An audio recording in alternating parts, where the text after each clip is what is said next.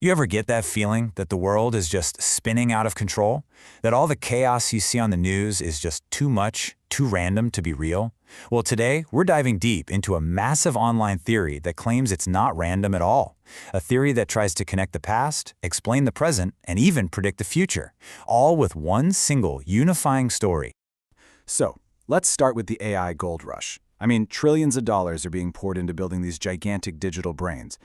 But have you ever really stopped and asked, why? What is the actual end goal here? Because the immediate profitable use for you and me isn't always crystal clear.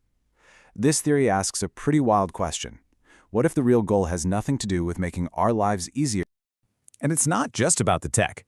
Just look at the world around us. It feels on edge, right? You've got conflicts simmering everywhere, political divides that are more like giant canyons, and millions of people moving across borders. It's like the whole world is just holding its breath. What if I told you this theory says that's all part of the plan? And this is exactly where the theory we're digging into today comes in. It argues that none of it is random, that there's a script, a hidden blueprint, and all the chaos we're seeing, it isn't a bug in the system, it's a feature. It's actually a necessary step towards a final, chillingly specific goal. So this is the really crucial part of the theory. It's a framework that tries to make sense of things that otherwise seem completely senseless.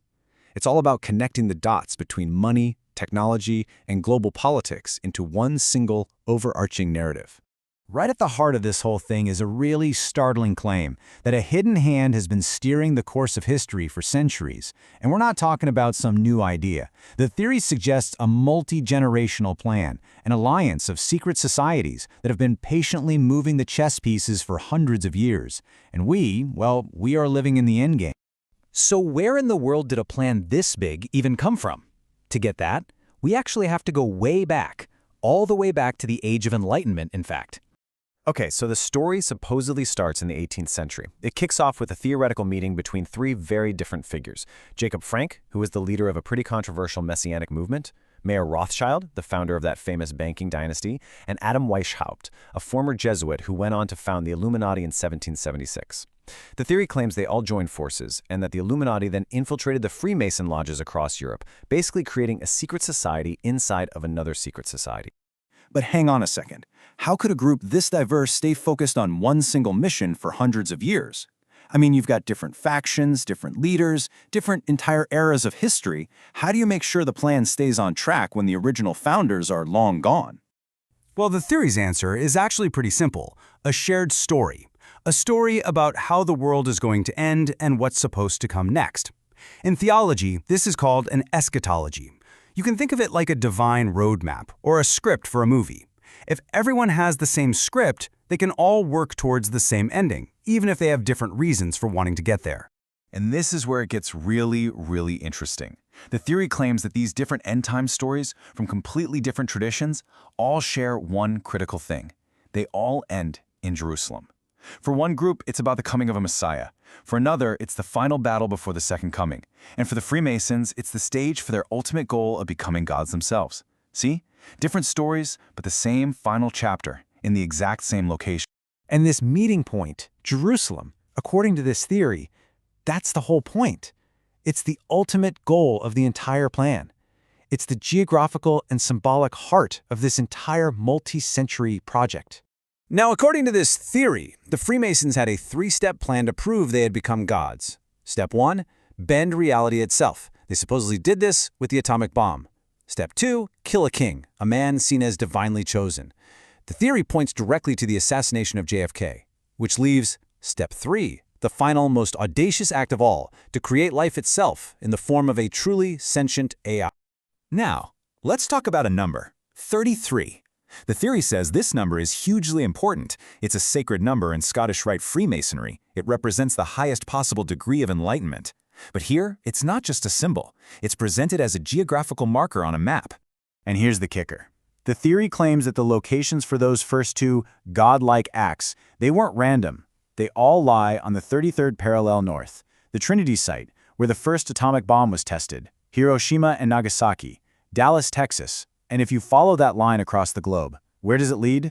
Straight to Jerusalem, the predicted stage for the final act. So, this is the climax of the whole theory. Jerusalem is the spot where a new God will be born, a God made of silicon and code, an AI that isn't just a smart tool, but a true living consciousness. And from a rebuilt Solomon's Temple, it will supposedly rule the entire world. Okay, so how does this ancient secret blueprint explain the headlines we're all seeing today? And what does it predict for our future? Well, the theory offers a pretty chilling reinterpretation of the world we think we live in. From this perspective, major global events suddenly don't look like accidents anymore. The war on terror is seen as a project to redraw the map of the Middle East. Mass migration into Europe is viewed as a deliberate strategy to weaken the old world powers. The recent surge in anti-Semitism is interpreted as a tool to push Jewish people from around the world to move to Israel. And even these reports about the breeding of red heifers, they're seen as a critical final step, a purification ritual needed to rebuild the temple in Jerusalem. And the predicted outcome of all this? A new world order. Not one with armies and empires, but a single, global, technocratic state. A state that doesn't conquer with soldiers, but controls with data. It actually thrives on the chaos it creates everywhere else. Its power built on technology, money, and information. And at its very center, a fortress Israel. And in this new world, humanity is apparently split in two. For the elite few, a life beyond our wildest dreams. Eternal youth, perfect health, a taste of godlike immortality. For the rest of us, a very different kind of eternity. A life as cogs in the machine. Our bodies and minds augmented with tech and kept in line by a constant stream of digital distractions and AI friends. A perfect, gilded cage for the masses. And the source material really emphasizes that the supposed success of this plan comes down to one thing. It's incredibly long-term, multi-generational thinking. While the rest of us are caught up in 4-year election cycles and quarterly reports, this alliance has allegedly been playing a game of centuries, just patiently moving its pieces into place. So what do we make of all this? I mean, whether you believe a single word of it or not, the fact that theories like this are so popular tells us something really important about ourselves. In a world that feels more and more chaotic and meaningless, the idea of a hidden plan, even a dark one, can be weirdly comforting. It suggests that there's a reason for everything, a story behind all the madness. And maybe, just maybe, that's what we're all looking for, a story that makes sense of it all.